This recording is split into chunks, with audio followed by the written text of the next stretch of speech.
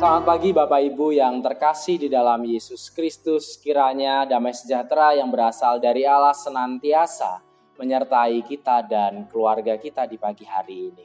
Pada hari ini kita akan bersama merefleksikan kenaikan Tuhan Yesus ke surga lewat perenungan Alkitab. Oleh karenanya, sebelum kita bersama merenungkan pembacaan firman Tuhan, marilah kita tunduk di dalam doa. Mari kita berdoa. Ya Allah, Sang Sobat kami yang setia, Engkau yang telah mengaruniakan anugerah kehidupan bagi kami, menyertai kami dalam setiap perjalanan dalam kehidupan ini. Meskipun saat ini kami harus berdiam di rumah, namun sukacita kenaikan Tuhan terus kami rayakan dalam hati dan keluarga kami masing-masing. Saat ini kami akan bersama membaca Alkitab dan merenungkannya. Tuhan sendiri yang menyertai kami sehingga kami dimampukan untuk terus merasakan damai sejahtera. Di dalam nama Sang Kristus, Putra Tunggal-Mu, kami berdoa. Amin. Bapak Ibu yang terkasih, pada pagi hari ini kita akan bersama merenungi pembacaan Alkitab yang diambil dari Lukas 24 ayat 44 sampai dengan 53. Injil Lukas pasal 24 ayat 44 sampai dengan 53. Ia berkata kepada mereka, "Inilah perkataanku yang telah kukatakan kepadamu ketika aku masih bersama-sama dengan kamu, yakni bahwa harus digenapi semua yang ada tertulis tentang aku di dalam kitab Taurat Musa dan kitab Nabi-Nabi dan kitab Mazmur." Lalu ia membuka pikiran mereka sehingga mereka mengerti kitab suci. Katanya kepada mereka, "Ada tertulis demikian, Mesias harus menderita dan bangkit dari antara orang mati pada hari yang ketiga. Dan lagi, dalam namanya, berita tentang pertobatan dan pengampunan dosa harus disampaikan kepada segala bangsa mulai dari Yerusalem. Kamu adalah saksi dari semuanya ini. Dan aku akan mengirim kepadamu apa yang dijanjikan Bapakku. Tetapi kamu harus tinggal di dalam kota ini sampai kamu diperlengkapi dengan kekuasaan dari tempat tinggi." Lalu Yesus membawa mereka keluar kota sampai dekat Betania. Di situ ia mengangkat tangannya dan memberkati mereka. Dan ketika ia sedang memberkati mereka, ia terpisah dari mereka dan terangkat ke surga. Mereka sujud menyembah kepadanya, lalu mereka pulang ke Yerusalem dengan sangat bersuka cita. Mereka senantiasa berada di dalam bait Allah dan memuliakan Allah. Demikianlah pembacaan Injil kita pada hari peristiwa kenaikan Yesus Kristus. Kiranya damai sejahtera dan sukacita yang berasal dari Tuhan menaungi kita semua. Haleluya.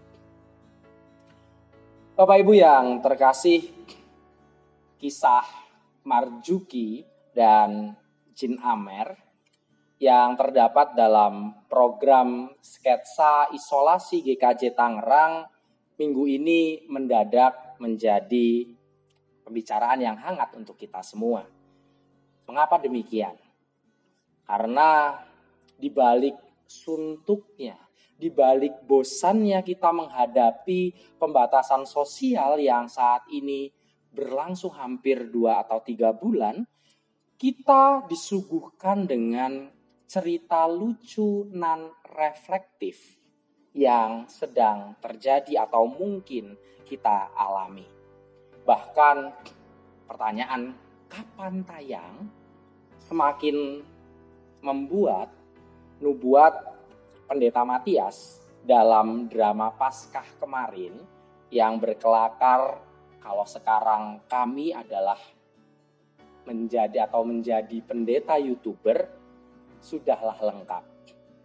Namun di balik keriuhan yang terjadi, sketsa isolasi GKJ Tangerang, sejatinya kisah tersebut memuat banyak sekali perenungan yang dapat kita refleksikan bersama-sama dalam kehidupan ini. Keegoisan Marzuki dalam permohonannya kepada Jin Amer menjadi salah satu perenungan hidup kita. Kita yang menyaksikannya digelitik terkait dengan sifat yang amatlah melekat dalam diri manusia ini. Alih-alih memikirkan kebaikan bersama, toh Marzuki itu memilih apa yang ia pandang baik untuk dirinya, namun mengabaikan kebahagiaan banyak orang. Lain Marzuki, lain Aladin dalam dongeng dan film yang mungkin menginspirasi kisah-kisah permintaan manusia kepada jin botol. Dalam sebuah adegan ketika jin memberi 3 permintaan kepada Aladin untuk dipenuhi, Aladin secara mengejutkan memakai permintaan terakhirnya untuk membebaskan jin tersebut dari belenggu yang mengikatnya sebagai hamba. Aladin menyadari bahwa kebebasan menjadi diri sendiri, memilih keputusan hidup, dan menjalani kehidupan yang bertanggung jawab serta baik adalah sesuatu yang paling membahagiakan dalam diri seseorang. Maka ia memberikan kesempatan itu pada jin dalam botol tersebut sebagai tanda kasih kepada sahabatnya. Bapak Ibu yang terkasih, gambaran Aladin dalam kisah Aladin dan jin lampu ini memang sedikit terbalik dengan penggambaran jin Amer dan Marzuki. Namun dari gambar Aladin dan jin botol tersebut, setidaknya gambaran inilah yang dapat kita refleksikan.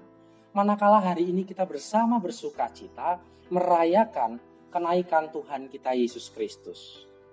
Memang Yesus bisa terus berada bersama dengan para murid dalam tubuh kebangkitannya, menemani mereka sampai puas. Tapi tidak akan ada yang berubah. Tidak ada yang terjadi dalam diri murid-murid. Para murid dan orang percaya tidak akan mampu hidup bebas dan bertanggung jawab dalam dunia ini. Kristus naik untuk membawa mereka, para murid saat itu, pada sebuah masa baru dan visi yang baru dalam panggilan hidup mereka masing-masing.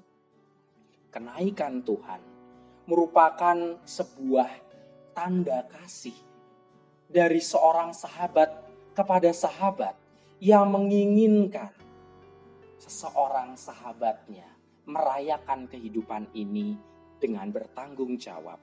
Kenaikannya memacu para murid dan kita saat ini untuk berusaha mensyukuri kehidupan kita dan berusaha menjadi orang-orang yang lebih baik. Bapak Ibu yang terkasih, hal ini nampak jelas manakala Kristus memberi klaim yang tegas terhadap identitas para murid. Kamu adalah saksiku. Kata asli yang digunakan adalah martureo atau biasa kita kenal dalam bahasa Indonesia martir. Martir adalah saksi. Saksi dari sebuah peristiwa yang mau tidak mau kejujuran dan kebenaran perkataannya harus bisa dipertanggungjawabkan. Martir adalah seseorang yang membuktikan kebenaran iman percayanya lewat hidup keseharian bahkan sampai mati. Mengerikan memang. Namun itu sebuah tugas yang membutuhkan komitmen yang sungguh-sungguh serta membutuhkan pengorbanan bagi setiap orang yang merasa dipanggil untuk menjadi saksinya. Ini adalah sebuah identitas yang diberikan manakala Yesus naik ke dalam surga. Keberadaan murid Kristus di dalam dunia tantangan sekaligus panggilan untuk memiliki keinginan dan komitmen menjalani hidup yang bertanggung jawab dipertegas oleh Yesus lewat pernyataan ini. Dan ini terserah Anda dan saya yang diberikan kesaksian oleh para saksi dalam Alkitab, termasuk penulis Lukas, yang mengisahkan amanat Yesus pada saat kenaikannya. Apakah kita akan menjadi seseorang yang memilih tetap hidup mensyukuri anugerah tersebut dan bertanggung jawab dalam kehidupan, atau kita harus lari mengabaikan pernyataan Yesus pada saat ia naik ke surga? Apakah kita berani menjadi seseorang yang menggumuli arti hidup dan panggilan kita, lalu bertanggung jawab menunjukkan pilihan hidup yang berguna bagi sesama dalam dedikasi dan komitmen? Jadi, mari kita bersyukur untuk peristiwa perayaan kenaikan pada hari ini, karena ini adalah sebuah langkah awal menuju 10 hari kita makin dikuatkan dalam peristiwa Pentakosta untuk menjadi saksi Kristus yang misional dan radikal. Saya tahu dengar istilah radikal, pasti kita akan mengarah pada teror dan kepatuhan agama secara buta. Tapi kan kita tidak dipanggil untuk menjadi radikal dalam hal menebar teror. Tetapi kita dipanggil untuk menjadi radikal dalam memberitakan kebajikan dan pengampunan Kristus pada semua orang. Lantas apa yang dapat kita lakukan untuk memaknai hari raya kenaikan ini? Setidaknya dari bacaan kita hari ini kita dapat merefleksikan 2 hal. Yang pertama, Yesus mengatakan, lakukanlah ini dari Yerusalem. Demikianlah kesan yang kita tangkap manakala perutusan dimulai dari Betania, terlebih lagi Yerusalem, hingga meluas sampai ke ujung dunia. Lakukanlah ini dari lingkungan-lingkungan kita dulu. Jangan berpikir untuk mengubah sebuah komunitas masyarakat atau bahkan negara. Mulailah mengubah diri sendiri dulu. Jangan minta orang berkorban kalau kita belum belajar. Kita belum mau belajar untuk berkorban. Janganlah meminta orang untuk melayani kita sebelum kita terlebih dahulu melayani. Jadilah saksi Kristus, jadilah martir. Saksi yang mendengarkan Allah Bapa, Putra, dan Roh Kudus yang berbicara senantiasa dalam hati kita dan kemudian kita menuangkannya dalam kehidupan kita. Yang kedua, mulailah sesuatu yang baik sebagai tanda perubahan. Injil Lukas amat suka memberi detail dalam semua peristiwa Kristus yang diceritakan. Peristiwa keselamatan dari Allah selalu diberikan bumbu-bumbu yang membuat kita mampu ikut hadir dalam peristiwa tersebut. Para murid yang melihat Yesus naik ke surga, dikatakan dalam Lukas, tidak bersedih. Mereka diceritakan gembira sekali. Kenapa? Mereka bergembira. Ini menunjukkan perubahan dari kondisi sebelumnya. Kristus memberi tugas yang baru, tugas perutusan yang baru, dan itu tidak sama sekali membuat mereka sedih. Tentu ada sebabnya. Kenapa mereka bersuka? Sebab mereka sadar bahwa tugas perutusan menjadi saksi, menjadi duta Kristus di dunia ini bukanlah sebuah beban, tapi sebuah kesempatan dan pemahaman baru mengenai kehidupan. Kita bisa saja merasai panggilan untuk menjadi saksi sebagai sebuah beban yang mengikat di leher kita. Atau kita bisa melihat panggilan ini kebalikannya sebagai sebuah hal yang asik dan menyenangkan. Menjadi saksi Kristus dengan hati yang penuh sukacita bukan hanya bertujuan agar orang lain merasakan kasih Kristus di dalamnya, namun hal yang paling menyenangkan adalah ketika kita menerima tugas perutusan tersebut, kita otomatis berubah makin serupa dengan Kristus. Bukankah itu hal yang menyenangkan? Kita tidak hanya mengubah orang lain, mengubah dunia ini dengan menebarkan cinta Kristus, tetapi kita juga otomatis berubah. Bukankah menjadi yang lebih baik, menjadi orang-orang yang lebih baik, itu adalah sebuah hal yang menyenangkan? Bapak Ibu yang terkasih, dua hal ini yang dapat kita petik dari pembacaan kita hari ini, manakala kita menyanggupi diri untuk menjadi saksi Kristus. Yesus yang naik jauh di mata, tapi dekat di hati bagi para murid. Perpisahan kadang diperlukan untuk menjemput momentum yang lebih besar. Allah Bapa, Anak, dan Roh akan dicurahkan dalam Pentakosta dan melengkapi para murid memasuki babak baru dalam hidup mereka. Kiranya kita sebagai gereja Tuhan terus mengenang kenaikan ini sebagai langkah awal doa kita, menetapkan keberadaan kita dalam hasrat dan komitmen untuk memiliki dan memilih berbagai hal baik dalam kehidupan.